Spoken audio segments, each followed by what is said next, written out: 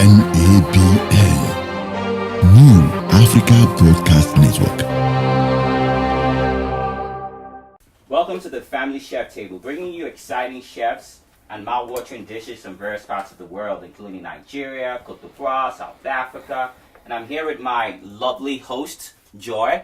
There you go.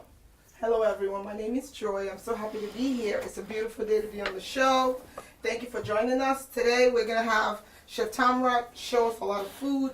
I'm so excited to try this food. It looks so exciting. My mouth is watering already. We're going to be having some amazing dishes today with food by Chef Tamara Ray, who's traveled around the world. She was actually the 2014 National Geographic Traveler of the Year. So I don't know what to tell you, but I'm excited about what she's bringing to the table today. And I want to introduce you to Tamara Ray. Hi, Chef. Hey, Welcome good to have you. show. So Tamara, Thank you. Yes. I want you to tell our guests, what are you providing for us tonight? What should we expect from you? Well, we're going to have a delicious Kwanzaa themed menu that's going to feature a kale and sweet potato soup that is vegan friendly, dairy free, soy free, so everyone's free to eat today. And I hope that you join us into the kitchen. Get ready to have your mouths watering, your bellies filled and nourished with our soup for today. I'm hungry. You heard it right from the chef, so don't go anywhere. Stay right there. NABN, New Africa Broadcast Network. Tamara Ray, an award-winning nutritionist and world traveler, a nutrition and social entrepreneur with a degree in human nutrition and pre-medical sciences from Oklahoma State University. Honored as 2014 Nutrition Hero by Food and Nutrition magazine, Tamara is also an inspiring speaker, a nutrition and justice advocate that has been featured on various national TV networks. In 2014, Tamara was selected as National Travelers Magazine Traveler of the Year for her passion for finding our Fulani roots in Niger and Nigeria. Tamara is also the founder of Native Soul Kitchen. Today you have a Kwanzaa themed dinner for us. So why Kwanzaa themed dinner tonight for us? Well, so we have a celebration that brings all people of African descent together. And Kwanzaa means first fruits of the harvest. Is an opportunity after Christmas. For 1 week, we have celebrations for the 7 symbols, principles, from Amuja to Nia, but today we're going to focus on unity, Kumba, and so we have this dish to help unify, bring us together, reconnect to our spirits, reconnect to our ancestry through food, and so this is what I hope that we can all share, that our heritage is a part of our health.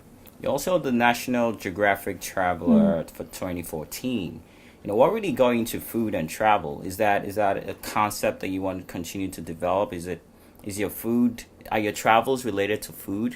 Most definitely. I just came back from South Africa where I had an opportunity to experience the baobab, which is a rich fruit tree that grows in all parts of Africa, and it is a superfood. And so part of what we have to believe and realize is that Africa is the bedrock to the world, and we have the opportunity to see that our foods that locally sourced can help heal our communities, it helps build local economies, and it can help nourish the world. And so this is what we're bringing today, these flavors of our heritage and how it can be a part Talking about of our Africa, health. Yes. From your biography, I saw you said your stepdad was a Ghanaian man. Yes, he's Ghanaian, and so I had an opportunity to visit the family house back in Ghana just last year, and it was a great opportunity to learn to make the traditional Ghanaian dishes, everything from goat stew to okra soup, sobolo, and visit the markets, visit the agriculture side, and just really just appreciate the heritage of Ghana and how it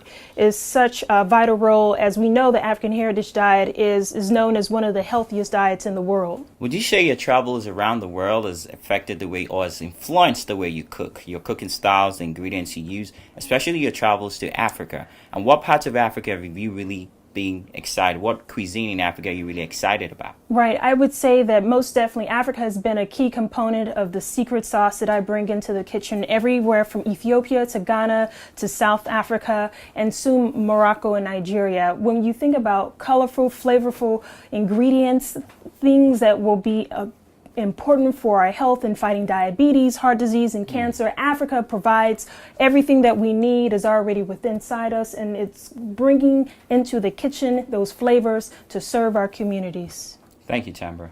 Thank you. Let's cook. NABN, New Africa Broadcast Network. We had Chef Tamra helping us today and making some delicious dishes. I'm going to be going into the garden to talk to some ladies who are here who are going to be tasting the food. We're going to talk about the benefits of all the foods that we see here, especially the potato, the kale. I'm going to be talking to some ladies who are African, who live here in the United States. We're going to explore how they would make these dishes in their own homes and what spices they would be using. So come with me and don't change the dial. NABN, New Africa Broadcast Network. Hello ladies, you know we're here today because Chef Tambra is cooking for us. We're going to be tasting her food. She's making sweet potato and kale soup, and she's making Moroccan roasted chicken. I know a lot of us are familiar with all this that she's cooking today, but I know as African women who live in the US, we're so used to chicken being made a certain way. The fact that she's making chicken in the Moroccan style kind of gives you that idea that's going to taste different. And I know we're also used to sweet potato. Growing up, we ate sweet potato in a different way. I know sweet potato is very rich in potassium. It's very healthy for you, but it depends on how you cook it. A lot of people stir fry it, a lot of people deep fry it, but boiling and maybe steaming may be healthier. So what do you guys think about the sweet potato she's making today? Sweet potato actually is very rich in protein also. You can also add it to the pigeon beans to make it even more delicious for the younger ones to be able to eat it, you know, to even accept it. You know how difficult it is for the kids to eat beans. That's true. And even at times you could boil it and mix spinach with green and red, yellow peppers and mix it together. It tastes so good. Yeah, the sweet potato, I think it's nice because over here we're always used to the Irish potatoes, and the sweet potatoes here is like too watery. But what I saw her, what she was making, it looks really delicious, and I can't wait to eat. I'm feeling hungry already. Wow, my stomach is already jumping. I know that here, just from my own interpretation, I've seen that a lot of times when they make sweet potatoes, like during festive times, have you noticed that they make that a lot during Thanksgiving or during Christmas? But in Africa, we eat sweet potato all the time. So Yeah, it's true. We roasted. Yeah. Did you eat roasted? Yeah. And you eat it with palm oil. We do with palm Yeah. oil. Yeah. Blend a little carrot Exactly, throw and in a it. crayfish It's very- and put it in it, it's very and that delicious. gives it, That yeah. bison taste. And it's not all, soaked like they do Yes. it here. Yeah. Although Yes. you can, Marshmallow. But I've also noticed they have the red sweet potatoes here. Growing up, I wasn't used to the red sweet potatoes. I was used to the white ones. potato, So I think yes. it's a different species. But just from my own opinion, the white one tastes better. It's sweeter than the red one. Yes, Sometimes you're it's the right. red one You're here. right. I also notice that sometimes they put sugar. It's already sweet. But as African woman, my kids don't like sugar, and I know sugar is not good for we you. don't put sugar in our It's meal. already sweet, so We I don't just put eat sugar it in that our way. meal. You know Yeah, it's true. something I learned also from sweet potato, that they say that even though in the carbohydrates family, I understand that the carb content of sweet not potato as is much. very low. You see that? You know, and the people like to use it as a comfort food. I agree. Yes, they advise you to even eat it more than other like yam and other carbohydrates. And what's the difference between these potatoes? There's one they call batata here. That one is very sweet too. It looks like the one we got in Nigeria. The skin is like pinkish something. Yeah, that's- it's called batata. That's the same one we eat in Nigeria. In Nigeria, yeah, that It's one is just that so the good. country that supply it to America, they call it badada, but we Yeah. call it sweet potato back home. Yeah, okay. It's so good. I love potato. And for dieters, you can actually use it to replace some of your carbs. Yes. And we women, after we put to bed, we kind of watch what we eat. So instead of avoiding carbs totally, you can actually put your sweet potatoes, which the body actually needs for energy. Sweet potato is good. Give it to me anytime. I love sweet potato. Even if you don't fry your sweet potato, you can bake your sweet potato. That's Bake even it healthier. dry. Yeah. Then you can use the Moroccan. Just throw a little salt and pepper on it. Eat it with Moroccan chicken and a little string beans on the side. Very healthy. Very But healthy. also, I'm from the eastern part of Nigeria. I grew up in the northern part. We had like really nice spices in the northern part. I don't know if you guys ever tried what they call suya. Oh yeah. The suya spices. Yes. There's a particular one they from call the Nigeria? yaji spice. Yes. If you were to bake chicken with that, I have my family bring that to me when they come from Africa because there's those spices you don't find in here, and they're so healthy. Yeah. So if I was making my own chicken in my house, I would probably put some of that yaji sauce on it. It just gives it that little boost, and you can feel the spices coming out. It's yum. really delicious. I can smell the suya smell. Yes, My tongue is watering already. Exactly. So are you excited about the food? I am so excited. I'm not gonna watch my weight today. I am gonna eat. Then tomorrow I can go to the gym. That's right, ladies. Like you said, we're going to eat today, and tomorrow Think about gym we'll the hit the next gym. Today is like There are some freedom. special meals that you can't afford at that time to diet. This is one of them. This is one of Yeah. them. But this is actually healthy anyway. So it's you really need to healthy, go to the gym yeah. tomorrow. Ladies, do you smell that? That aroma, my goodness. That smells Delicious. excellent. Delicious. Can't wait for the food. She's cooking. Chef Tambra. I can't wait. At Princess International Food Distribution, we import African food products from Nigeria, Ghana, Liberia, Ivory Coast, and other African countries.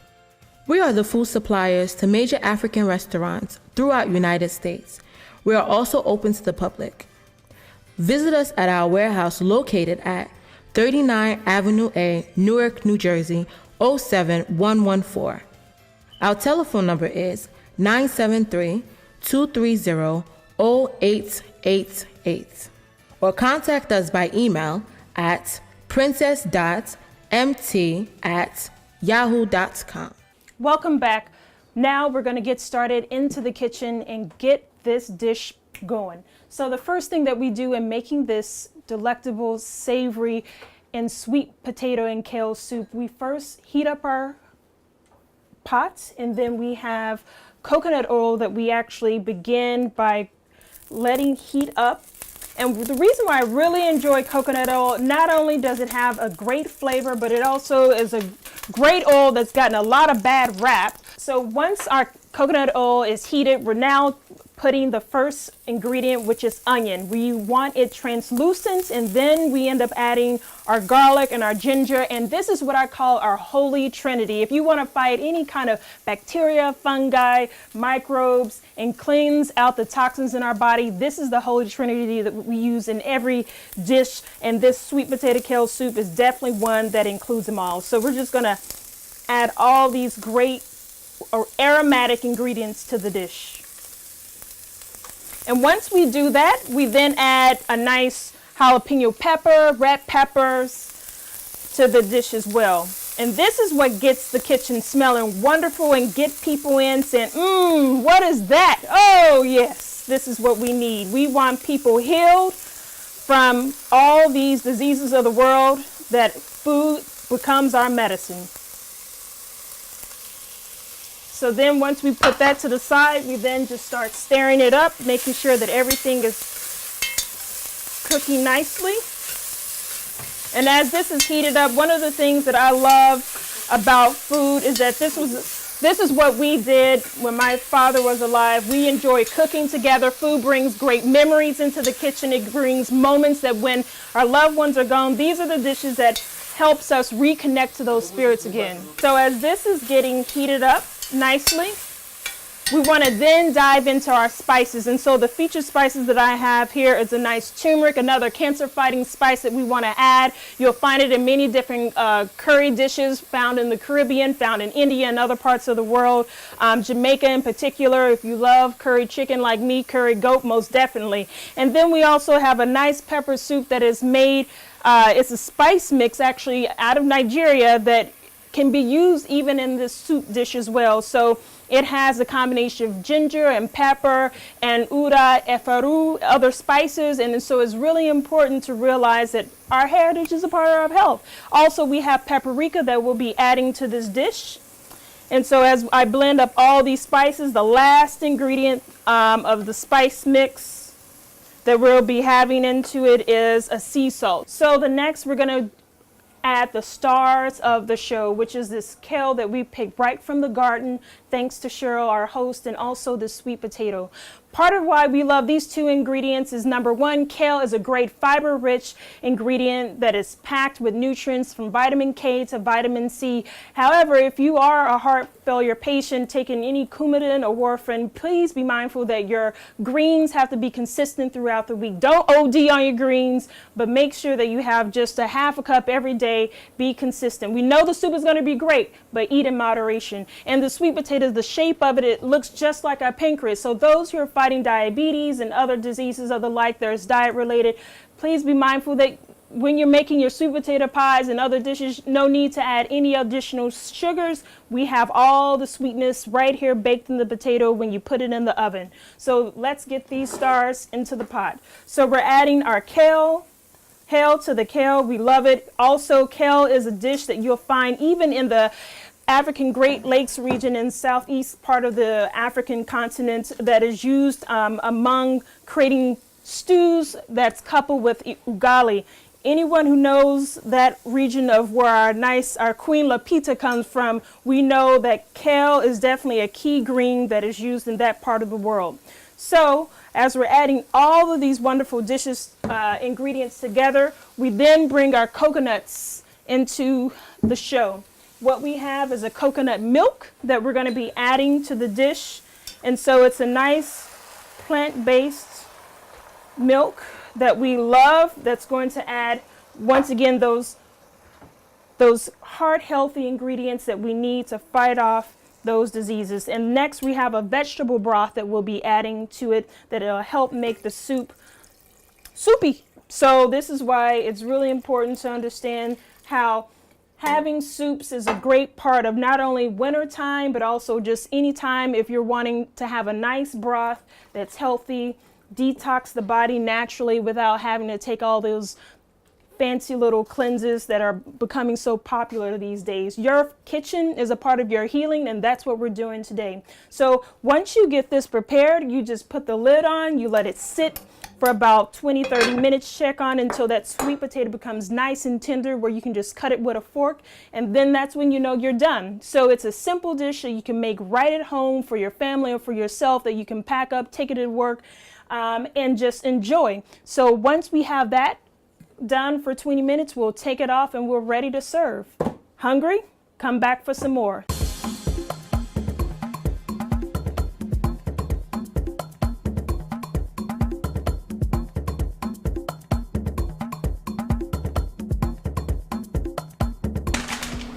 Inyo Wazobia palmedium. It's really good. It's fortified with vitamins and minerals, and it's cholesterol free. Also, Odu Pupo. Yana de Kyosusi. Thanks, Chamber. You've got me all excited and my mouth is watering already. And as you know, as I've realized, some of the ingredients you're using today, the kale, comes from Cheryl's garden. Yep, I don't know exactly. if you guys know a lot about Cheryl, but Cheryl is a wonderful woman. She does this amazing trips to Costa Rica. She's very much interested in sustainable farming, and we're going to be joining Cheryl in the garden right now, so don't go away. I love urban farming. I've been doing it for the past 7 years. My motivation is to feed my family some healthy food that I can just go in my backyard and pick it and go in the kitchen and start preparing right away. And my backyard is really like my supermarket. I've been growing kale this year. tomatoes, cucumbers, melons. The best things to grow are things that can grow well in cold climates. So that is the vegetables that are in the brassica family. So cabbage, kale, Swiss chard, broccoli, cauliflower, a lot of the lettuces. So I have arugula growing back here, and I still have crops left over from the summer. I have some tomatoes, I have some cherry, some ground cherries. I have lots of herbs. The rosemary is an herb that grows really well in cold climates, and you can have it out here for quite a long time. And then what I do is I bring a lot of my herbs indoors and I have them under grow lights so that I can continue to harvest the herbs for teas and for my cooking. NABA, New Africa Broadcast Network.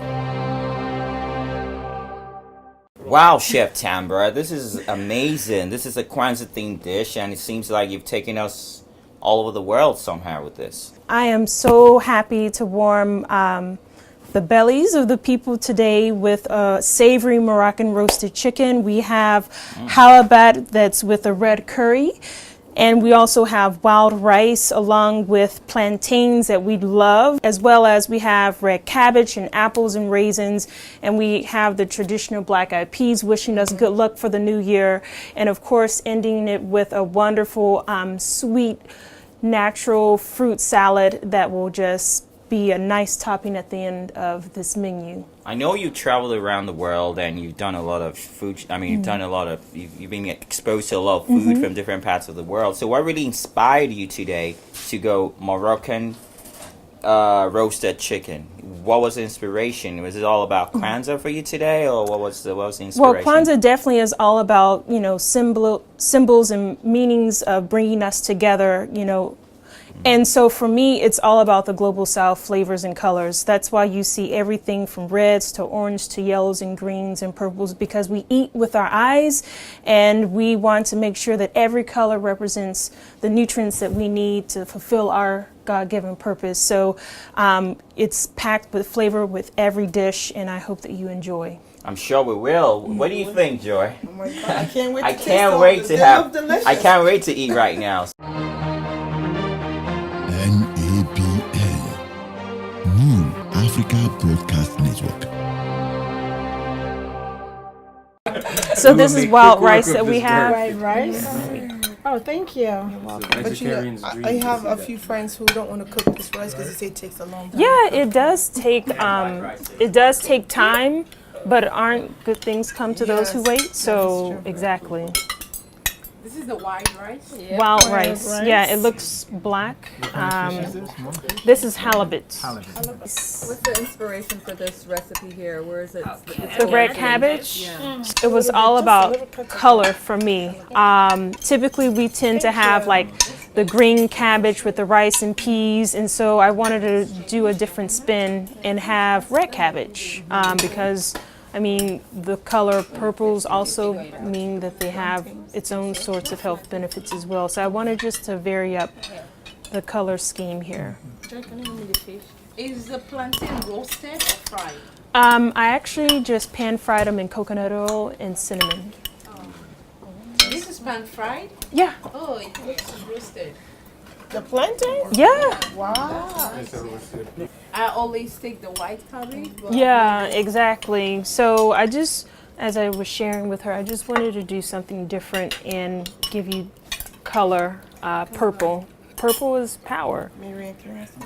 Onion, garlic, ginger, I put all of that along with a Moroccan spice, Ras El Hannat, which is a nice blend of turmeric and cumin and coriander and other spices as well, cancer-fighting spices into the chicken. So it's just stuffed it underneath the skin so the flavor will come through into the meat as well.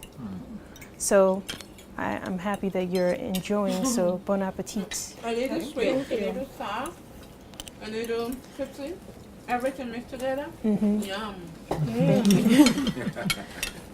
So what kind of wine can go with this? Red, white? Well, for those who are who don't drink wine or alcohol, I have a nice hibiscus drink that I made that is with mint, wache leaves, as well as cinnamon and cloves, as well as ginger. So this is a great, nice, heart healthy beverage that you can have, and then it's sweetened with honey. And so you'll have this to go as a. Of course, most definitely. Look out, stomach, here it comes. Most definitely. Mixing all of this together, why did you decide to pair the hibiscus with this meal in particular? Hibiscus makes for a nice, refreshing and heart healthy beverage, blended with the mint and the spices, the cloves, the cinnamon, as well as sweetened with the honey. So for me, it's for those who are into red wine, it's a nice alternative, since many people believe red wine is great for the heart. Well, hibiscus is great for the heart as well. So this is my alternative to that. So I've heard that the wild rice takes a very long time to cook. So technically, how long does it take to cook? Because sometimes discouraging if it's going to take hours and hours. The wild rice took about an hour to cook, but as I tell people, you can either sprint to your grave or pace yourself to heaven. So we are not only what we eat, but also our food is a metaphor for how we wish to live. So I think we should take the time and enjoy the process.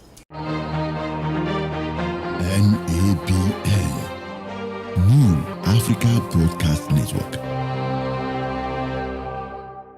Thank you again for tuning in to the Family Chef Table. We want to say a big thank you to our host, Dwayne the Natural. We want to say a big thank you to NABN TV. We want to say a big thank you to the New York African Restaurant Week. We want to say a big thank you to all of you out there tuning in to watch us today.